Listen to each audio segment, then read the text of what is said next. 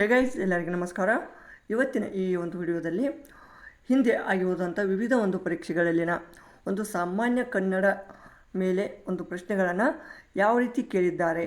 So ಮತ್ತು ಈ ಒಂದು ಪ್ರಶ್ನೆಗಳು ಮುಂಬರುವ ವಿಲೇಜ್ ಅಡ್ಮಿನಿಸ್ಟ್ರೇಟಿವ್ ಆಫೀಸರ್, ಅದೇ ರೀತಿ FDA, SDA, PDO ಇನ್ನಿತರ ಈ ಒಂದು KE ಆಗಲಿ ಅಥವಾ KPCಯಿಂದ ಕಂಡಕ್ಟ್ ಮಾಡಬಹುದಾದಂಥ ವಿವಿಧ ಒಂದು ಪರೀಕ್ಷೆಗಳಿಗೆ ಇವು ಉಪಯುಕ್ತ.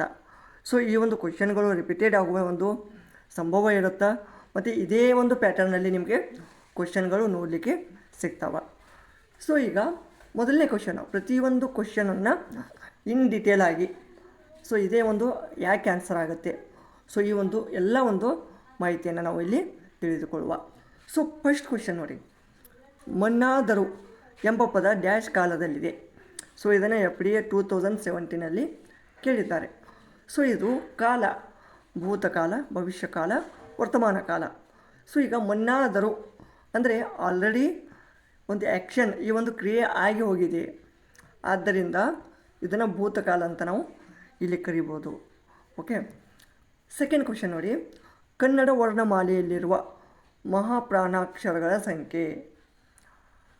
ಸೊ ಇಲ್ಲಿ ಮಹಾಪ್ರಾಣಾಕ್ಷರಗಳ ಸಂಖ್ಯೆ ಅನ್ನೋಕ್ಕಿಂತ ನಮಗೆ ವರ್ಗೀಯ ವ್ಯಂಜನಗಳಲ್ಲಿ ವರ್ಗೀಯ ವ್ಯಂಜನ ಮತ್ತು ಅವರ್ಗೀಯ ವ್ಯಂಜನ ಅಂತ ಬರ್ತವೆ.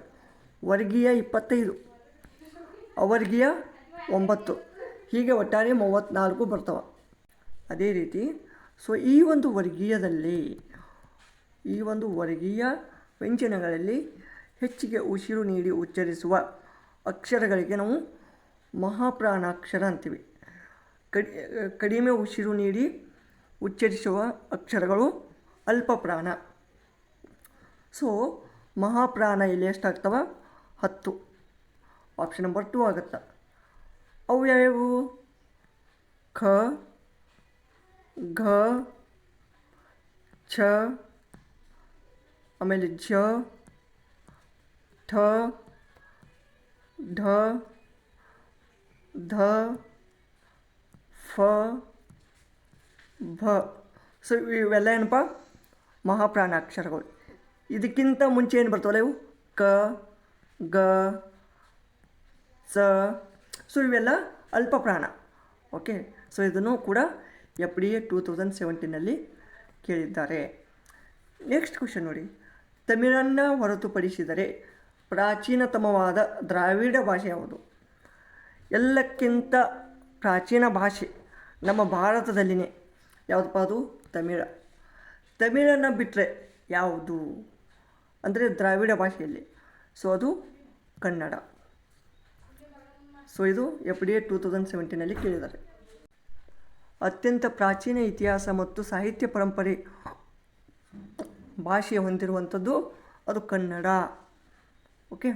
ನೆಕ್ಸ್ಟು, ವಿಜಾತಿಯ ಸಂಯುಕ್ತಾಕ್ಷರ ಇರುವ ಪದ. ವಿಜಾತೀಯ ಅಂದರೆ ಬೇರೆ ಬೇರೆ ಜಾತಿಯ ವ್ಯಂಜನಗಳು ಒಂದಕ್ಕೊಂದು ಸೇರಿದರೆ ಅದು ವಿಜಾತಿ. ಸಂಯುಕ್ತಾಕ್ಷರ ಅಥವಾ ಒತ್ತಕ್ಷರ ಅಂತ ಕರಿತೀವಿ ನಾವು, ಒತ್ತಕ್ಷರ. ಓಕೆ. ಈಗ ಲೆಟ್ಸ್ ಎಕ್ಸಾಂಪಲ್, ಇಲ್ಲಿ ನೋಡಿ, ಟ ಕೆ ಟ ಇದೆ, ಇದು ಸಜಾತಿ ಆಗುತ್ತೆ. ನ ಕೆ ನ ಇದೆ, ಸಜಾತಿ. ರಾಗಿ ಮುದ್ದೆ, ದ ಕೆ ದ, ಇದು ಕೂಡ ಸಜಾತಿ. ಇಲ್ಲಿ ವಿಜಾತಿ ಇದೆ. ಹೇಗೆ? ಇಲ್ಲಿ ಲ ಕ ಯ ಪ್ಲಸ್ ಅ, ಲ್ಯ, ಪಲ್ಯ. ಓಕೆ. ಇದು ವಿಜಾತಿಯ ಸಂಯುಕ್ತಾಕ್ಷರ. ನೆಕ್ಸ್ಟ್, ಬೆಟ್ಟ ಎಂಬುದು. ಬೆಟ್ಟ ಎಂಬುದು ಏನಪ್ಪ? ಇದು ಬೆಟ್ಟ ಅನ್ನೋದು ಇದೊಂದು ನಾಮಪದ ಆಗುತ್ತೆ. ಓಕೆ. ಬೆಟ್ಟ, ಗುಡ್ಡ, ಬೆರಳು. ಸೊ ಇಲ್ಲಿ ಒಂದು ವಸ್ತುವಿನ ಅಥವಾ ಯಾವುದೇ ಒಂದು ಅಂಗದ ಒಂದು ಹೆಸರಿನ ಅದನ್ನು ಸೂಚಿಸುವುದರಿಂದ ಇದು ನಾಮಪದ ಅನಿಸ್ಕೋತದ. ಇದು ನಾಮಪದದಲ್ಲಿ ಯಾವ ನಾಮಪದ? ಬೆಟ್ಟ ಇದೊಂದು ನಾಮಪದ, ಬಟ್ ಇದು ಯಾವ ನಾಮಪದ ಆಗುತ್ತೆ? ರೂಢಿಯಿಂದ ಬಂದಂಥ ನಾಮಪದ ಇದು, ರೂಢಿಯಿಂದ. ಸೊ ಇದಕ್ಕೆ ರೂಢನಾಮ ಅಂತ ನಾವು ಕರಿತೀವಿ. ನೆಕ್ಸ್ಟ್ ಹಾಲಿನಲ್ಲಿ ಸಕ್ಕರೆ ಇಲ್ಲ ಎನ್ನುವುದು ಡ್ಯಾಶ್ ವಾಕ್ಯ. ಹಾಲಿನಲ್ಲಿ ಸಕ್ಕರೆ ಇಲ್ಲ ಅಂದರೆ ಇಲ್ಲ ಎಂಬ ಪದ ಕ್ರಿಯೆಯು ನಡೆಯದಿರುವುದನ್ನು ಅಥವಾ ಇಲ್ಲದಿರುವುದನ್ನು ಸೂಚಿಸ್ತಾ ಇದೆ. ಅದಕ್ಕೆ ನಾವು ಇದನ್ನು ಏನಂತೀವಿ? ನಿಷೇಧಾರ್ಥಕ ವಾಕ್ಯ. ಓಕೆ. ನೆಕ್ಸ್ಟು ನೂರಾರು ಎಂಬ ಪದದಲ್ಲಿ ಡ್ಯಾಶ್ ಸಂಧಿ ಇದೆ ನೋಡಿ. ನೂರಾರು, ನೂರು, 100+6, 100+6 ನೂರಾರು. ಅಂದರೆ ಪೂರ್ವ ಪದದ ಕೊನೆಯಲ್ಲಿರುವ ಉ ನೋಡಿ, ಇಲ್ಲಿ ಉ ಅದು ಕಾರಲೋಪವಾಗಿ ಉಕಾರ ಲೋಪವಾಗಿ ಇಲ್ಲಿ ಏನಾಗಿದೆ? ನೂರಾರು ನೋಡಿ, ನೂರಾರು. ಇಲ್ಲಿ ಆ ಅಂತ ಬಂದಿದೆ. ರಾರು, ರು ಇದ್ದುದು ರಾ ಆಗಿದೆ, ಅಂದರೆ ಉ ಇದ್ದದ್ದು ಆ ಆಗಿದೆ, ಅಂದರೆ ಉ ಲೋಪವಾಗಿದೆ ಇಲ್ಲಿ. ಅದಕ್ಕೆ ಇದು ನಾವು ಏನಂತೀವಿ? ಲೋಪ ಸಂಧಿ ಅಂತ ಕರಿತೀವಿ. ಓಕೆ. ನೆಕ್ಸ್ಟು ತೋಟವನ್ನ ಎಂಬ ಪದದಲ್ಲಿ ಡ್ಯಾಶ್ ಸಂಧಿ ಇದೆ. ತೋಟವನ್ನ, ಇಲ್ಲಿ ತೋಟ ನೋಡಿ, ತೋಟ ಪ್ಲಸ್ ಅನ್ನು, ತೋಟ ಪ್ಲಸ್ ಅನ್ನು ತೋಟವನ್ನು. ಓಕೆ ವ ಅಂದರೆ ಓಕೆ ವ ಆಗಮವಾಗಿ ಬಂದಿದೆ, ಆದೇಶವಾಗಿ ಬಂದಿದೆ, ಆಗಮವಾಗಿ ಬಂದಿದೆ. ಓಕೆ. ಸೊ ಎರಡು ಸ್ವರಗಳ ನಡುವೆ ಇಲ್ಲಿ ವ ಅದ. ಈ ವ ಹೊಸದಾಗಿ ಆಗಮಿಸಿರುವುದರಿಂದ ಇದು ಏನಾಗತ್ತೆ? ವಕಾರ ಆಗಮ ಸಂಧಿ, ಅಂದರೆ ಇಲ್ಲಿ ಆಗಮ ಸಂಧಿ ಅಂತ ಆಗತ್ತೆ.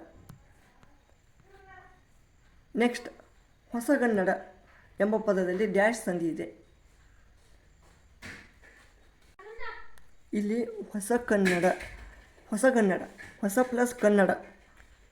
ಓಕೆ ನೋಡಿ, ಹೊಸ ಪ್ಲಸ್ ಕನ್ನಡ.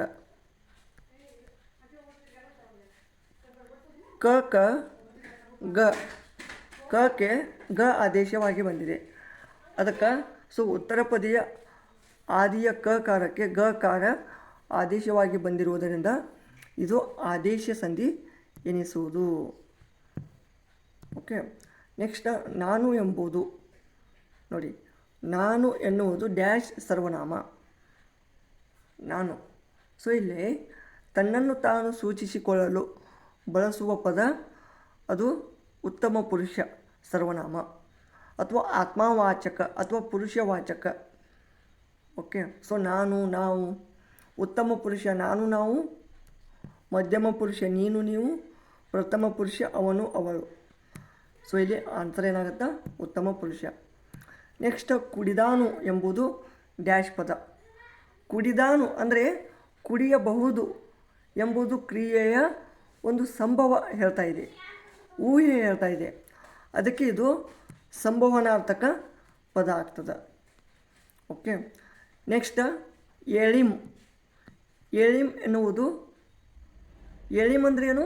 ಏಳು ಅಂದರೆ ಒಂದು ಆಜ್ಞೆ, ಅಪ್ಪಣೆ, ಇದನ್ನೆಲ್ಲ ತಿಳಿಸುವ ಕ್ರಿಯಾಪದಗಳ ರೂಪಗಳನ್ನು ನಾವು ಏನಂತ ಕರಿತೀವಿ? ವಿದ್ಯಾರ್ಥಕ ಪದ. ವಿದ್ಯಾರ್ಥಕ ಅಂದರೆ ಆಜ್ಞೆ, ಅಪ್ಪಣೆ, ವಿಧಿಸುವಿಕೆಯನ್ನು ನಾವು ಕ್ರಿಯಾಪದದ ರೂಪಗಳನ್ನು ವಿದ್ಯಾರ್ಥಕ ಪದ ಅಂತ ಕರಿತೀವಿ. ನೆಕ್ಸ್ಟ್ ಕಣ್ಣುಗಳು ಎನ್ನುವುದು ಡ್ಯಾಶ್ ವಚನ. ಕಣ್ಣುಗಳು ಇದೆ ಯಾವುದು? ಬಹುವಚನ. ಗಳು ಎಂಬ ಬಹುವಚನ ಪ್ರತ್ಯಯ ಸೇರಿರುವುದರಿಂದ ಕಣ್ಣುಗಳು ಎಂಬುದು ಬಹುವಚನ ಆಗ್ತದೆ. ನೆಕ್ಸ್ಟ್ ಮಾಡಿದ ಎಂಬುದು ಡ್ಯಾಶ್ದ ಉದಾಹರಣೆ. ಮಾಡಿದ ಧಾತುವಿಗೆ ಅಂದರೆ ಇಲ್ಲಿ ಯಾವುದಪ್ಪ? ಮಾಡು ಅಥವಾ ಮಾಡ, ಮಾಡ. ಈ ಒಂದು ಧಾತುವಿಗೆ ಭೂತಕಾಲದ ಪ್ರತ್ಯಯ ಸೇರಿ ನಾಮಪದದಂತೆ ಕೆಲಸ ಮಾಡುವ ರೂಪ ಅದು ಭೂತಕೃದಂತ. ಮಾಡಿದ ದ ಅಂದರೆ ಭೂತದ ಹೇಳತೈತಿ, ಅದಕ್ಕೆ ಇದು ಬಿಳುಪು ಎಂಬುದು ಬಿಳುಪು ಇದು ಏನು ತೋರಿಸ್ತದ? ಗುಣವಾಚಕ ಅಥವಾ ನಾಮ ಪ್ರಕೃತಿಯ ಮೇಲೆ ಪ್ರತ್ಯಯ ಸೇರಿ ಭಾವವನ್ನು ಸೂಚಿಸುವ ತದ್ಧಿತಾಂತ ರೂಪಕ್ಕೆ ನಾವು ತದ್ಧಿತಾಂತ ಭಾವನಾಮ ಅಂತ ಕರಿತೀವಿ. ಬಿಳುಪು ತದ್ಧಿತಾಂತ ಭಾವನಾಮ. ನೆಕ್ಸ್ಟ್ ಒಗ್ಗಟ್ಟು. ಒಗ್ಗಟ್ಟು ಅಂದರೆ ಇಲ್ಲಿ ಒಂದು ಪ್ಲಸ್ ಕಟ್ಟು, ಒಂದು ಪ್ಲಸ್ ಕಟ್ಟು ಒಗ್ಗಟ್ಟು. ಇದು ಪೂರ್ವ ಪದ ಇಲ್ಲಿ ಏನಾಗ್ತದೆ? ಸಂಖ್ಯಾವಾಚಕ ಆಗ್ತದೆ. ಆದ್ದರಿಂದ ಸಂಖ್ಯಾವಾಚಕ ಇದ್ದರೆ, ಪೂರ್ವ ಪದ ಸಂಖ್ಯಾವಾಚಕ ಇದ್ದರೆ ಅದು ದ್ವಿಗು ಸಮಾಸ. ನೆಕ್ಸ್ಟ್ ಕಮಲನಯನ.